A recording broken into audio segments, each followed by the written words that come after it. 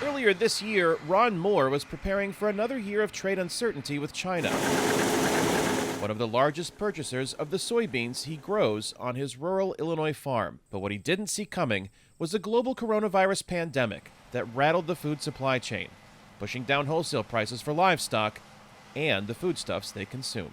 That decimated the demand for the grains that provide the feed for the livestock. The U.S. Department of Agriculture reports amid the trade war, soybean prices fell 35% between 2014 and 2019, even before the pandemic reduced Chinese purchases further. It was a double whammy, so to speak.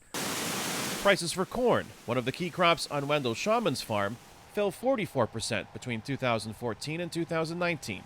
He hasn't seen a significant rebound. It's been a pretty ugly year price-wise. Most of what I sold was way below what I'd hoped for. Which is why both Moore and Schauman say the U.S. Department of Agriculture's Market Facilitation Program payments to farmers since 2018 kept them afloat as the Trump administration negotiated new trade deals. But it was certainly a big help. I'm sure there are people that wouldn't have had anything to eat if it didn't happen. It gives us a lifeline. We're still trading water.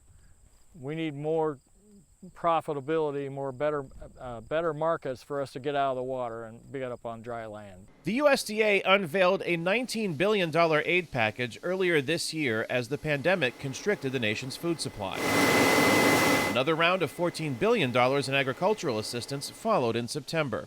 Illinois Farm Bureau's National Legislative Director Adam Nielsen says government spending totaling nearly $100 billion since 2016 had a positive impact. We've been able to stem the tide of farm bankruptcies. Farmers, while they haven't been spending extravagantly, have been able to pay for feed, seed, and fertilizer to get another crop in the ground. While Wendell Schauman says government aid on that scale can't continue forever, there's not enough money for the government to just keep giving everybody a living. That just doesn't work. He nevertheless credits President Trump for progress on trade issues and hopes America forges a permanent agreement with China.